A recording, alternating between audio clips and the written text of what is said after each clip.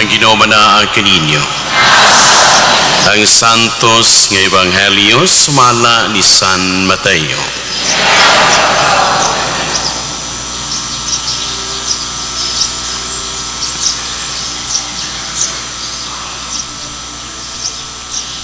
Si Jesus na tao sa lungsod sa Bethlehem sa yuta sa Judea sa panahon ni Hari Herodes. Unya may pipila ka mga tao nga maalamon bahin sa mga bituon nga abot sa Jerusalem gikan sa sidlakan ug nagutana. Hain man ang bata nga natawo nga may mahimong hari sa mga Hudiyo. Nakita namo ang yang bituon sa pagsubang nini dito sa sidlakan ug mianhi kami aron pagsimba kaniya.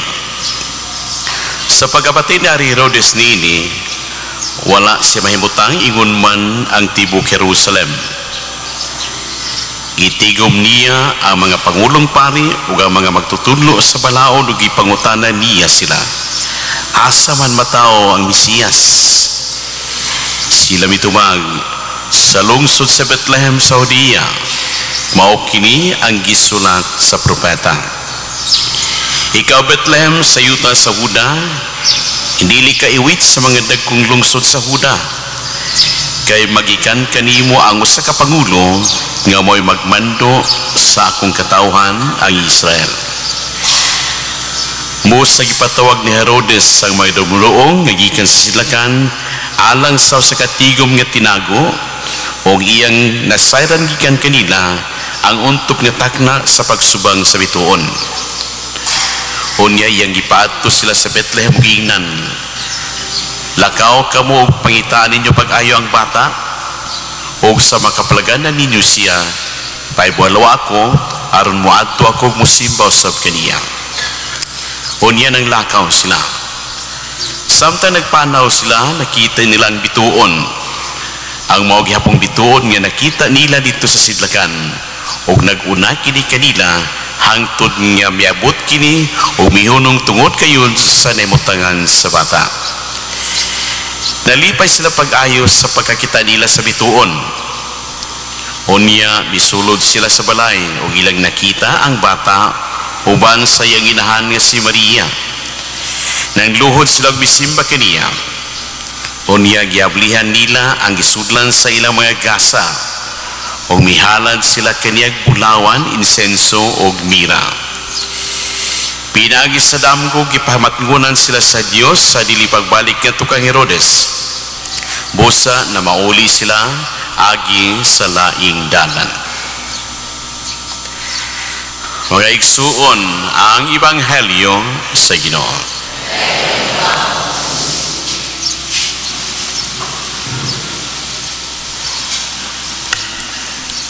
Wayong buntag na tanan. Karong adlaw atong gisaulog ang Domingo sa Epifania. Domingo sa pagpadayang, pagpaila sa batang Hesus nga ni sa kalibutan. Nga siya mao ang Mesiyas. Siya mao ang manunubos. Siya ang ipaabot sa katawhan. Musa wa nilang pangitaon pa ang katawhan. Pagpadayag, pagpaila, pagpakita ngadto sa kalibutan nga ni sa kalibutan nga siya mao ang gipaabot. Sa di pa nato day padayon kini ato lang ipahinumdom o ipahibalo kaligato kini makalimtan nga karon nga Domingo sa pinagagihalad sa simbahan alang sa misyon ngadto sa mga yuta sa Africa. African Mission Sunday karong adlaw mo sa aduna kitay second collection. Kining atong matigom second collection nako kay gudi ikatabang alang sa pagpadayon o pagpalambo sa misyon ngadto sa laing mga nasod, laing mga dapit, ilabi na gayud in particular sa yuta o sa kayutaan sa Africa o sa kidakong kontinente o daghan pa kaayo mga igsuon ngawa pa magkadung sa mayong balita mo sa mao kini usas mga misyon dapit nga gihatagan ko simbahan og special nga pagtagad misyon ngadto sa kitaan sa Africa. Atong balikon aduna kitay second collection sulod ni misa o sa mga misa sulod ni mong adlaw. Mubali kita atong gisalog karon ng Domingo si Epifania. Pagpakita, pagpadiyag, pagpaila sa batang Hesus nga siya gayud maong Mesiyas, siya gayud ang manunubos. Kita ang mga tigulang na nagasaulog sa karong adlaw gitawag kini nato o piyesta sa tulo ka mga hari. Gani sa unang mga panahon, sa unang mga katuigan, sa wapa kiniusba sa simbahan, aduna gay pizza.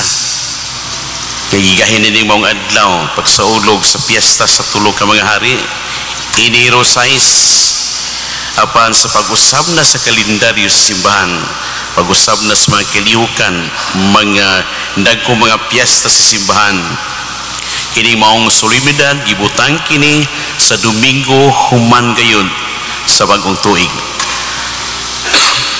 Mao nga karong adlaw atong gisaulog ang Domingo sa Epifania o Domingo piyesta sa tulo ka mga hari.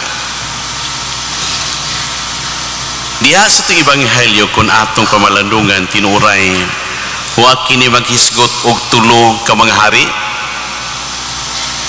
Gani kung atong istiktuhon kung mag-isgot kitag hari nga giisgutan sa ito ebanghelyo, duha lamang gayud ka hari ang gisgutan. Una, ang hari sa mga hari nga mao karon nagpadayag sa kaugalingon, ang batang Hesus. Ay kaduhang hari usa ka hari nga tampalasan, usa ka hari nga bakakon, usa ka hari nga tigpakaruing nun, hari nga gituwag og Hari Herodes. Kinsa man ay kining tulo, giingon tulo ka mga hari.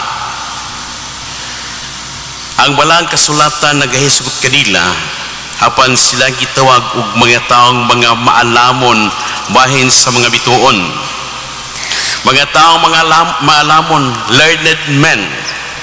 Unya kini sila adunay pagka-eksperto sa mga kalihukan sa kabituunan. Gitawag kini sila mga astrologers, nagtuon sa mga kalihukan sa kabituunan. Og labing siguro kini usab sila nagtuon bisan dili o wala magtuo o dili sama sa mga Hudiyo. Nagtawag sila kaugalingon nga mga magtutuo, apan kini usab sila nagtamon sa gisulat sa balaang kasulatan sa mga panagna nga adunay hari nga moabot unya usa kada kung timaan nini maong usa ka mahayag nga bituon, tulo ka mga maalamon nga mga tao.